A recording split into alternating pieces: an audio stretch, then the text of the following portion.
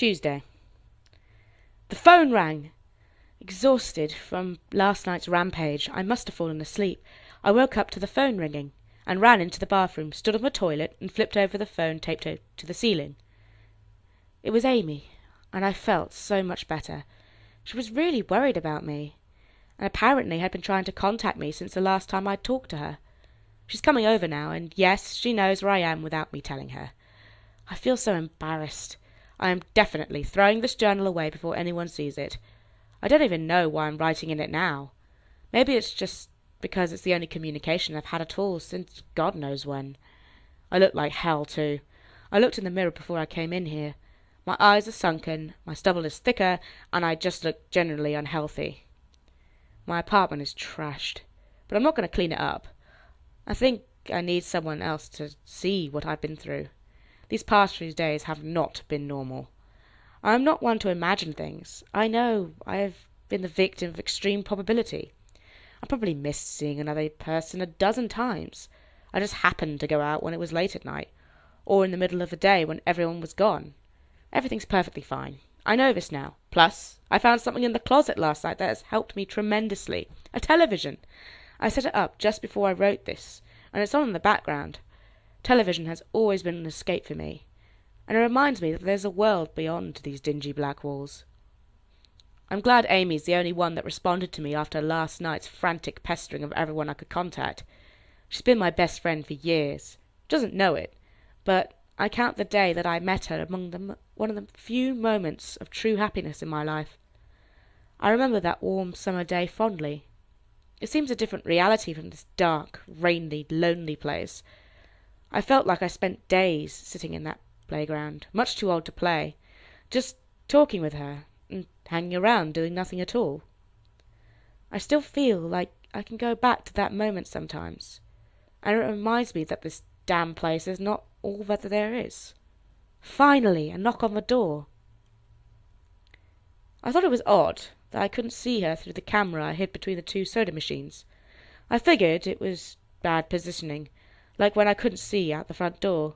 I should have known. I should have known. After the knock, I yelled through the door jokingly that I had a camera between the soda machines, because I was embarrassed myself that I had taken this paranoia so far. After I did that, I saw her image walk over to the camera and look down at it. She smiled and waved. "Hey," she said to the camera brightly, giving it a wry look. "It's weird, I know," I said to the mic attached to my computer. "I've had a weird few days." "Must have," she replied. "Open the door, John." I hesitated. How could I be sure? "Hey, humour me a second here," I told her through the mic. "Tell me one thing about us. Just prove to me that you're you." She gave the camera a weird look. All right," she said slowly, thinking. "We met randomly at a playground when we were both way too old to be there?" I sighed deeply as reality returned and fear faded. God, I'd been so ridiculous. Of course it was Amy. That day wasn't anywhere in the world except in my memory. I never even mentioned it to anyone, not out of embarrassment, but out of a strange secret nostalgia and a longing for those days to return. If there was some unknown force at work trying to trick me, as I feared, then there was no way they could know about that day. "All right, I'll explain everything," I told her. "Be right there." I ran to my small bathroom and fixed my hair as best I could. I looked like hell, but she would understand. Snickering at my own unbelievable behaviour and the mess I'd made of the place, I walked to the door. I put my hand on the doorknob and gave the mess one last look. So ridiculous, I thought. My eyes traced over the half-eaten food lying on the ground, the overflowing trash bin, and the bed I'd tipped to one side looking for God knows what. I almost turned to the door and opened it, but my eyes fell on one last thing. The old webcam. The one I used for that eerily vacant chat with my friend. Its silent black sphere lay haphazardly tossed to the side. Its lens pointed at the table where this journal lay. And an overwhelming terror took me as I realized that if something could see through that camera, it would have seen what I had just wrote about that day.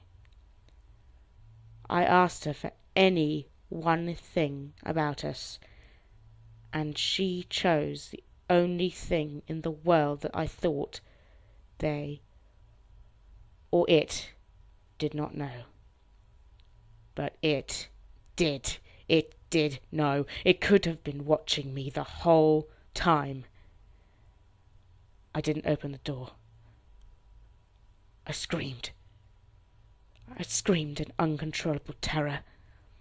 I stomped on the old webcam on the floor. The door shook, and the doorknob tried to turn. But I didn't hear Amy's voice through the door. Was the basement door made to keep our drafts too thick? Or was Amy not outside? What could have been trying to get in, if not her? What the hell is out there? I saw her on my computer through the camera outside. I heard her on the speakers through the camera outside. But was it real? How can I know? She's gone now. I screamed and shouted for help. I piled up everything in my apartment against the front door.